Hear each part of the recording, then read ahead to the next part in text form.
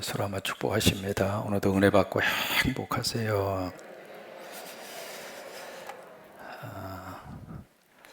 이제 오늘부터 만나는 에스겔서 38장, 39장 그 이후의 말씀을 여러분 그 어느 때보다도 마음을 집중해서 말 그대로 정신을 바짝 차리고 말씀을 들으셔야 합니다. 우리가 성경을 늘 가지고 다니잖아요. 성경이 쉬운 책 같지만은 쉽지 않습니다. 그 얘기는 바로 뭐냐면 성경을 잘못 해석을 해서 잘못된 방향으로 갈 수 있는 가능성이 엄청나게 많습니다. 또한 우리들이 성경을 어떻게 보느냐에 따라서 성경에 대한 내용이 180도로 달라집니다. 그래서 여러분 마지막 때에는 성경을 제대로 해석하고 성경을 제대로 가르치는 하나님의 사람을 만나야 우리들이 영적으로 믿음 생활을 바르게 해나갈 수 있고, 또 하나 목회자가 되려고 하는 사람, 영적 지도자가 되려고 하는 사람은 그런 면에 있어서 성경을 깊이 들어가야 돼요. 그러니까 성도들도 깨어 있어야 되고 목사도 깨어 있어야 되고, 그렇지 않으면 우리가 영적으로 이 사람이 과연 어느 쪽으로 나를 끌고 가는가, 나도 모르게 그쪽에 물이 들어서 그 방향으로 그쪽으로만 성경을 보게 되면 성경 속에 참 생명이 있습니다마는 생명과 더불어서 그 영혼들을 이상한 방향으로 끌고 가려고 하는 그런 잘못된 방향과 잘못된 해석을 얼마든지 할 수 있다고 하는 거예요. 구조적으로 먼저 우리가 살펴볼 것은 37장과 그 다음에 40장은 바로 뭐 시작하냐면 회복의 역사입니다. 그래서 37장에서 마른 뼈를 살리시는 역사가 나타나게 되잖아요. 40장부터는 바로 뭐냐면 떠났던 하나님의 영광이 성전으로 다시 돌아옵니다. 그러면서 40장부터는 새로운 성전에 대한 모습이에요. 그래서 새로운 성전의 마지막 48장에 보시면 그 성읍의 이름을 여호와 삼마라, 하나님이 거기에 계신다, 이제 그러면서 48장에서 끝나게 됩니다. 그러면 37장과 40장 이 회복의 말씀의 중간에 지금 뭐가 끼어져 있는가? 38장과 39장에서 전쟁을 말씀하고 있습니다. 그러면 우리가 구조적으로 왜 회복을 말씀을 하시다가 왜 전쟁을 말씀을 하실까? 이제 그런 생각이 첫째로 우리가 들 수밖에 없는 거죠. 여기 이제 첫 번째 이 말씀을 통해서 주시는 하나님의 그 메시지를 우리가 하나 찾을 수 있는 게 있습니다. 하나님이 회복하신다 하더라도 마지막 회복이 완성되기 전까지는 끊임없는 싸움이 계속된다고 하는 거예요. 이게 마귀와 사탄과 어두움의 영이 완전히 저 지옥불에 완전히 하나님의 심판을 받아서 그 나락에 쭉 깊은 그 지옥 속에 떨어지기 전까지는 끊임없이 공중의 권세를 잡고 있는 악한 영과의 싸움이 계속된다고 하는 거예요. 여러분 오늘 예배 드리고 밖으로 나가면 그때부터 천국을 살죠. 예. 착각하시면 안 됩니다. 우리가 참 순진하게 믿음 생활하는 경우들이 있습니다. 마치 내가 기도하고 나면 내일부터 모든 일들이 180도로 확 바꾸어져서 그때부터 하나님과 동행하고 성령과 동행하면서 마치 뜬구름 위에 사는 것처럼 그렇게 생각하고 그렇게 오해하는 경우들이 있습니다. 그렇지 않습니다. 예배 드리고 밖에 나가면 치열한 세상의 삶에서 또 부딪혀야 합니다. 그게 우리의 현실입니다. 우리가 천국 가기 전까지는요, 육신을 벗고 하나님 나라 가기 전까지는 계속 죄와 싸웁니다.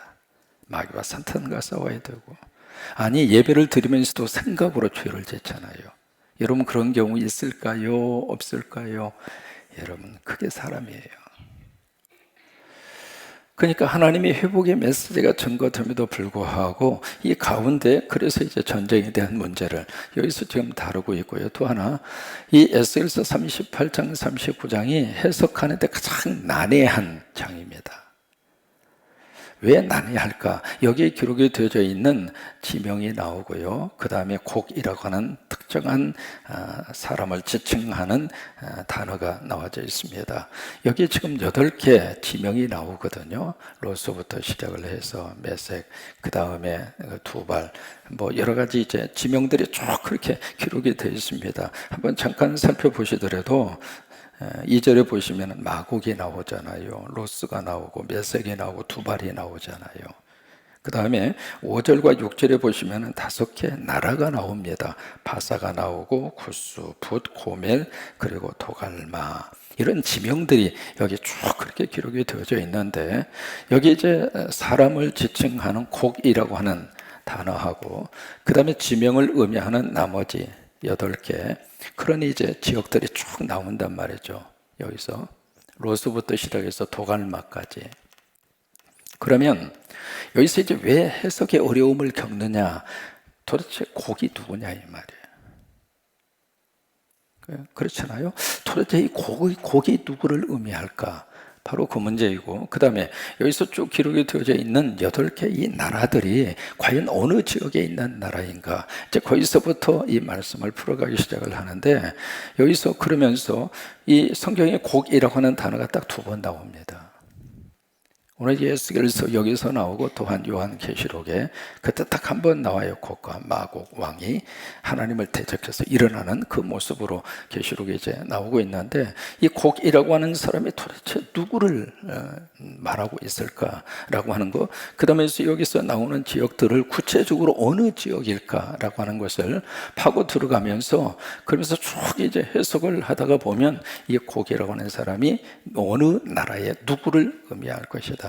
지금 어디까지 이것을 이렇게 해석하는 분이 계시느냐면, 이 곡은 러시아의 푸틴 대통령이다. 이렇게 해석을 하는 분도 없지 않아 있습니다.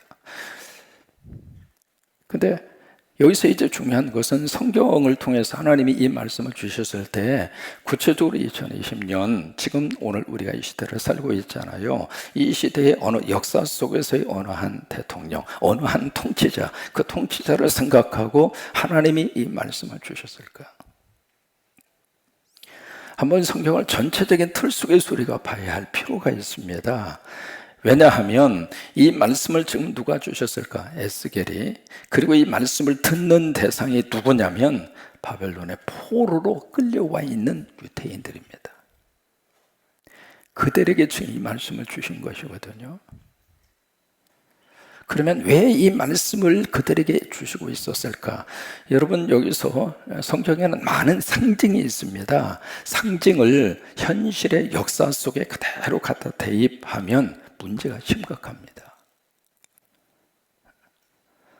예를 들면 요단강에서 예수님이 세례받고 올라오시잖아요. 올라오시니까 하늘문이 쫙 열려지면서 성령이 뭐처럼 임해왔어요?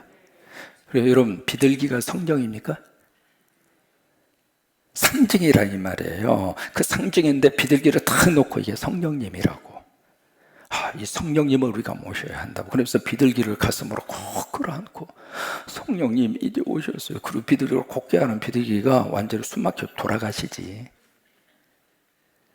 그러니까 상징적인 의미를 실제적인 의미로 딱 매치를 해서 그렇게 해서 이제 막 성도들을 가르치기 시작하잖아요. 여러분, 그것이 신천지의 성경 공부 방법이에요. 그러니까 상징은 상징으로 풀어가야 됩니다. 여기 곡이라고 하는 이 인물도 역사 속에서 찾으려고 그러면 굉장히 무리가 갑니다.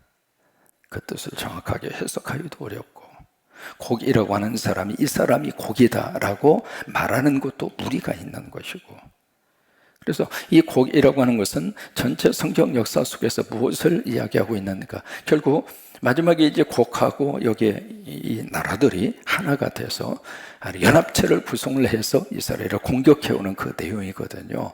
공격해오는데 마지막 하나님이 이스라엘에 개입을 하셔서 이스라엘에 승리하도록 하나님이 역사를 끌고 가신다. 이제 그 내용입니다. 그 내용인데, 여기서 이제 많은 사람들이 왜 오해를 가지게 되는가? 2005년도에 소설이 하나 나옵니다. 로젠버그라고 하는 사람의 에스겔의 해석하기라고 하는 책이 나와요.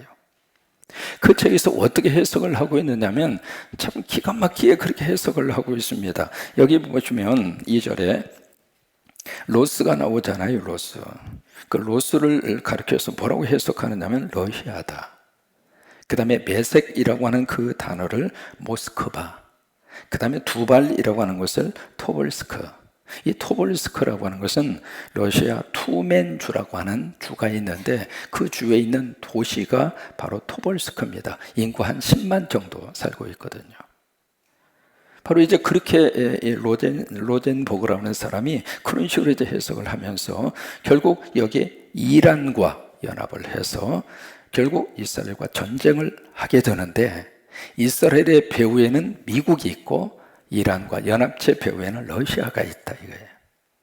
그래서 결국에 가서는 겉으로 싸울 때에는 이스라엘과 이란 그리고 연합체가 싸우는 것처럼 보이지만 구체적으로 미국과 러시아가 싸우게 된다는 거예요. 그래서 싸우게 되는데 결국 핵전쟁이 일어나게 되는 거예요. 핵전쟁이 일어나면서 이 나라가 완전히 쫄딱 망하기 직전에 하나님이 개입하셔서 그 전쟁을 이스라엘이 승리하도록 그렇게 역사를 끌고 가신다. 소설입니다. 근데 그 소설을 성경 해석으로 받아들인다고 하는 거예요. 그러면 왜 로젠버그라고 하는 사람은 여기 그 로스를 러시아로 그렇게 해석을 했을까? 발음이 비슷해요. 첫 글자가 로하고 러하고, 그 다음에 두 발은 왜 모스크바일까? 발음이 좀 비슷해요. 두하고 모하고. 여기 두 발도 마찬가지죠. 두 발을 토볼스키라고 해석하는 게 발음이 비슷하다 그 말이에요. 여러분, 그럼 발음이 비슷하면 다 똑같습니까? 코리아하고 코스타리카하고 같은 나라예요? 이게 뭐냐면 그런 식으로 성경을 갖다 짜맞추기 식으로 가서 해석을 하는데 그 해석을 세대주의 해석이라고 그래요. 여러분, 많은 이단들이 세대주의 성서 해석에서 나왔어요. 그렇게 억지로 지금 우리가 살고 있는 이 세상의 역사 속에 이걸 갖다 짜맞추는 거예요. 지금 이제 트럼프가 저쪽에 이란과의 핵 협정 거기서 이제 탈퇴하고, 그리고 예루살렘으로 미국의 대사관을 옮기고 이제 그것을 현실과 같이 지금 그러면서 결국 트럼프와 푸틴이 한바탕 붙는다. 물론 그렇게도 이제 볼 수 있는 가능성이 없지 않아 있습니다만은 그것을 위해서 하나님이 에스겔을 통해서 2600년 전에 이 말씀을 지금 우리에게 주시는 것인가, 그렇게 우리가 물었을 때에는 성경을 다시 한번 들여다봐야 할 필요가 있다고 하는 거예요. 그러면 여기 이 말씀을 왜 우리에게 주셨을까? 여러분, 이 곡이라고 표현되어져 있는 이 인물은 결국 저 그리스도입니다. 그리고 여기 연합체는 어두움의 세력입니다. 그리고 이스라엘은 지금의 이스라엘을 의미하는 것이 아니라 하나님의 자녀들. 성경에서 우리가 이스라엘을 현재 국가적인 이스라엘 유태인으로 자꾸 국한을 시키면 성경을 굉장히 왜소시키는 거예요. 그게 아니거든요.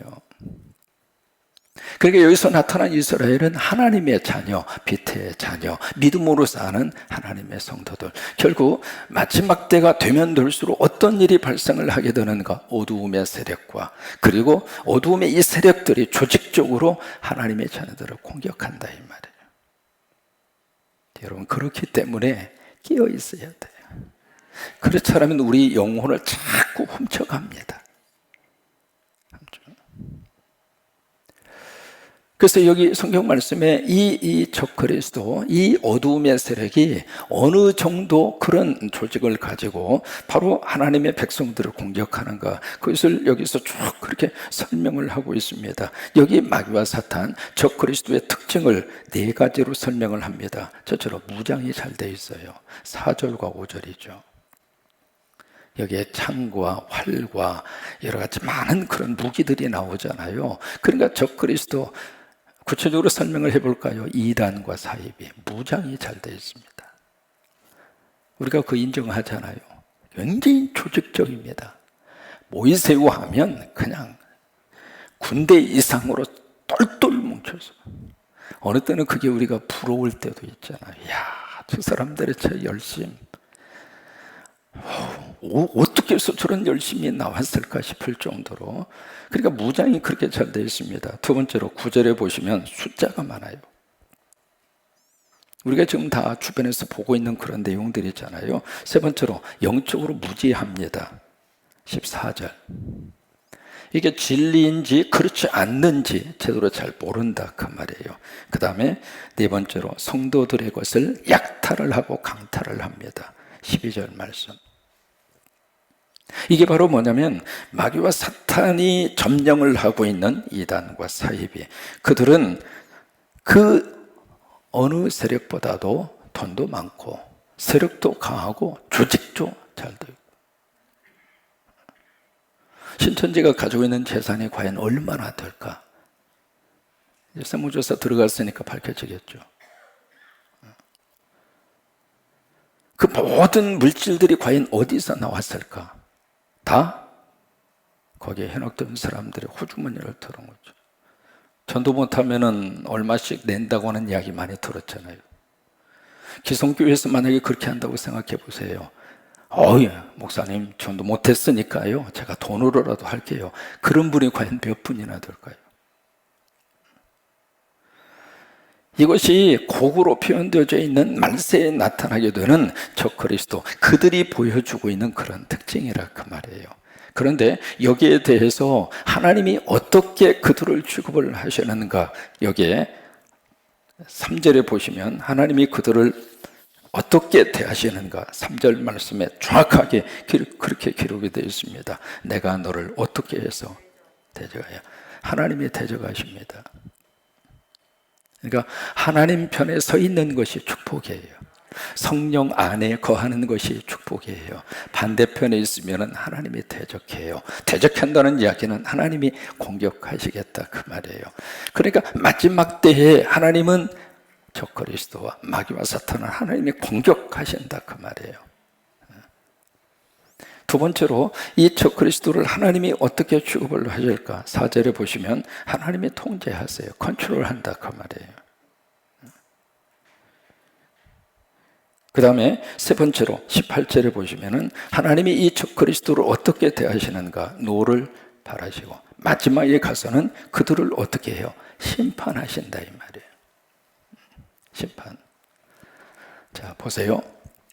그러면 왜 에스겔이 이 말씀을 바벨론의 포로로 와 있는 사람들에게 하나님의 메시지로 주셨을까? 이유가 있습니다. 계시록도 마찬가지입니다. 왜 계시록을 주셨을까? 그 계시록의 내용을 지금 우리가 살고 있는 현실 속에다 집어넣어서 그 안에서 계시록을 풀어가려고 하다 보니까 억지 논리가 그렇게 나오게 되거든요. 에스겔도 그러고 계시록도 마찬가지고요. 왜 그것을 주셨을까? 보실까요? 지금 에스겔을 통해서 하나님이 포로로 끌고 있는 사람에게 주시는 가장 중요한 큰 메시지는 70년 후에 고향으로 돌아간다. 너희들이 지금 포로로 와 있지만 70년 후에 지은 죄에 대한 하나님의 책찍이다. 그러니 그 죄에 대해서 하나님 앞에 회개하고 그리고 바르게 하고 그 기간이 70년이라 그 말이에요. 그래서 70년 후에는 고향으로 돌아간다. 그 설교 딱 들었을 때 무슨 생각이 들었냐면 지금 내가 나이가 몇 살인데 70년 되면 내가 죽잖아요. 그죠? 내가 죽으면 그 고향으로 돌아간다는 것에 대한 의미가 뭐냐고 말이에요. 그런 생각을 할 수밖에 없잖아요. 그런 생각을 가지고 있는 그들에게 하나님이 조금 더 역사적인 지평선을 넓히시는 거예요. 왜? 하나님은 지금 여기서도 역사를 하고 있지만 역사 전체를 끌고 가시는 분이 하나님이에요. 그래서 항상 우리는 종말론적인 생각을 머릿속에 지워지면 안 됩니다. 그러니까 하나님이 우리나라도 사랑을 하시지만 하나님은 전 세계도 똑같이 사랑하시잖아요. 그러면 우리나라에서 일어나는 이 일만 간섭하시는 것이 아니라 전 세계를 하나님의 뜻에 맞게끔 간섭하시잖아요. 그러니까 남의 나라에서 이루어지는 그 일을 내 시각으로 보고 해석하면 문제가 많다고 하는 거예요. 여러분, 쓰나미가 동남아 지역을 휩쓸었을 때 그 주간에 어느 한 교회 목사님이 막 저주성 발언을 했습니다. 그러면 쓰나미 지역에 있었던 사람은 저주받아 멸망을 당했고, 쓰나미를 당하지 않는 우리는 의로운 하나님의 자녀인가? 그러니까 지금 그들에게 이 에스겔을 통해서 하나님이 그 말씀을 하시는 거예요. 뭐냐면 70년 후는 우리가 이 세상에 살아있지 않기 때문에 그게 나에게 무슨 의미가 있겠는가, 그 생각을 하게 되는 거예요. 거기에 대해서 다시 한번 그들의 역사를 보는 안목을 다시 한번 무엇으로 꼭 집어서 말씀을 하시는가? 종말론적인 관점에서. 결국 바벨론은 망한다. 하나님은 우리 편에 계신다. 결국 우리는 하나님 안에서 믿음의 승리를 할 것이다. 결론입니다. 그러므로 하나님 떠나지 말아라. 믿음으로 살아가라. 믿음으로 사는 자가 궁극적으로 하나님의 승리를 얻게 될 것이다. 그 메시지예요. 여러분, 계시록도 마찬가지라고 말씀을 드렸죠. 요한이 계시록을 쓸 때 밤모습에 갇혀져 있었잖아요. 로마의 황제들이 수많은 예수 믿는 사람들의 목을 쳤습니다. 그 상황 속에 있는 이 성도들이 어떤 마음이 들겠습니까? 예배? 목숨 걸어야 합니다. 예수 믿는 거? 이거요, 폼 잡는 일이 아닙니다. 그 속에서 박해가 막 들어오니까 줄줄줄줄 다 떨어져 나가는 거예요. 여러분, 이 코로나 때문에 이 대면 예배 지금 거의 6개월 가까이 못 드리신 분들이 계세요. 과연 그분들의 신앙이 과거처럼 제대로 뿌리를 받고 믿음 생활을 계속 이어갈 수 있을까? 그런데 이 요한이 하나님의 은혜 가운데 천국을 본 거예요. 천국을 딱 가서 보니까 이 땅에서 순교를 당하고 목을 그렇게 베이면서 처절하게 죽은 그 사람들이 천국에서 왕노릇하고 있는 거예요. 그래서 그것을 보고 온 요한이 와서 그들에게 이야기합니다. 우리는 실패자가 아니다. 우리는 이것으로 우리 인생이 끝난 것이 아니다. 천국에 가서 보니까 목을 베인 비참하게 죽은 이 믿음의 선배들이 하늘나라에 왕노릇하고 있고, 하늘나라에서 하나님 보좌 우편에서 14만 4천 명이 되어 흰옷을 입고 하나님을 영광스럽게 찬양하는 하나님 나라의 그런 백성들로 있는 것을 내가 봤다. 그러니 어떤 박해가 온다 하더라도 믿음 놓지 말아라. 신앙을 버리지 말아라. 예수 그리스도를 등지지 말아라. 마지막까지 믿음으로 사는 자가 승리하는 자다. 그게 계시록의 가장 중요한 메시지예요. 이 에스겔도 마찬가지입니다. 곡이 누구냐, 마곡 땅이 어디냐, 그거 풀어가는 것이 의미가 있는 것이 아니라 이 말씀을 통해서 하나님이 주시고자 하는 가장 중요한 메시지의 핵심, 박해가 온다 하더라도 그 박해의 마지막 승리는 예수 그리스도다. 그것을 의지하고 그 박해 속에서 믿음의 태도를 놓치지 말고, 그리고 끝까지 하나님 붙잡고 믿음 안에서. 여러분, 그것이 에스겔하고 계시록을 통해서 주시려고 하는 하나님의 가장 중요한 메시지 가운데 하나입니다. 마치 부모가 자녀를 향해 막 이야기합니다. 근데 이렇게 빙 둘러서 이야기하는데 자녀가 못 알아먹어요. 못 알아먹으면서 이 부모의 그 말의 본뜻을 자꾸 왜곡을 해요. 그러면 부모로서 마음이 어떨 것 같아요? 하나님의 말씀도 마찬가지입니다. 정리합니다. 이게 이제 39장까지 이어지게 되거든요. 그리고 39장 마지막에 가서 뭐가 나오는 게 이스라엘의 회복이 나옵니다. 그냥 결국 우리가 마귀와 사탄의 시험을 당할 때도 있고, 막 우리가 신앙생활하면서 막 낙심이 될 때도 있고, 뭐 그게 누구나 다 그래요. 다 그러면서 우리가 끝까지 믿음 생활을 해나가게 되는데, 그 속에서도 끝까지 믿음의 뿌리를 내리고 우리가 흔들릴 수는 있습니다. 흔들리지 않는 나무가 어디가 있습니까? 작은 바람에도 나무는 흔들릴 수 있습니다. 그러나 뿌리째 뽑히지는 말아라, 그 말이에요. 신앙의 근본 자체는 놓치지 말라, 그 말이에요. 왜? 하나님의 궁극적인 승리를 우리는 믿습니다. 세상에서 환난을 당하나 담대하라. 내가 세상을 이기었노라. 우리는 승리하신 예수 그리스도를 믿고 우리가 살아요. 또 하나, 이 세상이 전부 다가 아닙니다. 우리는 천국을 보고 삽니다. 땅의 것이 전부 다가 아닙니다. 영원한 것을 바라보고 삽니다. 그래서 마지막까지 우리의 소망은 예수 그리스도입니다. 그래서 구체적인 내용을 39장에서 다시 한번 우리에게 말씀을 하시고 있습니다. 정리합니다. 곡이 누구이고 마곡 땅이 어디일까? 그게 중요한 게 아닙니다. 곡은 얼마든지 우리 주변에 있습니다. 예수 못 믿게 하는 사람이 있다면 그 사람에 대해 현실 속에서 곡으로 동장하고 있는 거예요. 우리 가정을 막 시험 들게 하고 막 못 살게 하고 그런 분위기, 그런 환경이 있다면 그 환경과 분위기가 오늘 우리 가정의 곡이에요. 그런 세력이 우리를 힘들게 한다 하더라도 우리는 그 속에서 하나님을 의지하고 하나님의 마지막 승리를 주리라 믿으면서 다 승리하시는 여러분 되시기를 주의 이름으로 축원합니다. 코로나가 우리 믿음의 삶의 리트머스가 됐습니다. 우리는 죽음보다 더 크신 생명의 예수 그리스도를 의지하고 삽니다.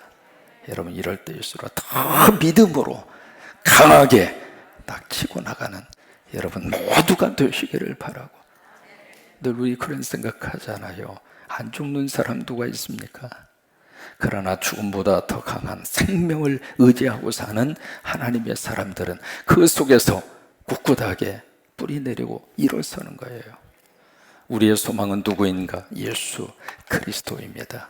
그 소망 되시는 예수님 꼭 의지하고 이 한 주간도 믿음으로 승리하시기를 바라고, 오늘부터 장로교 지도자 대회에 다녀오시는 7분의 우리 장로님들도 가셔서 열심히 기도하시고, 코로나 전국에 모이신 우리 장로님들이 먼저 하나님 앞에 무릎 꿇고, 그래야 우리 기장에 희망이 있습니다.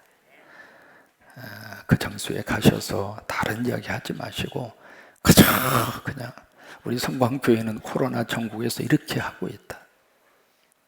우리 장로님 거 하셨죠? 우리 성광교회는 코로나 사태에서 이렇게 했다. 우리 교인들은 코로나 사태에서 이렇게 하고 있다. 그 말씀 많이 해주고 오세요. 그래서 우리 성광교회가 무슨 스탠다드는 되진 않지만, 그러나 이런 사태 속에서 교회가, 그리고 목회자들이, 그리고 장로님들이 어떻게 해야 되는 것에 대한 좋은 하나의 샘플은 되리라고 생각합니다. 많이 이야기하고 오셔서 우리 기장에 있는 각 교회마다, 우리 장로님들마다 코로나를 딛고 멋진 하나님의 교회와 하나님 나라를 일구어가는 역사가 되도록 장로교 지도자 대회에 다녀오시는 장로님들을 위해서 함께 기도하시고 그런 일정이 될 수 있게 되기를 주의 이름으로 축원합니다.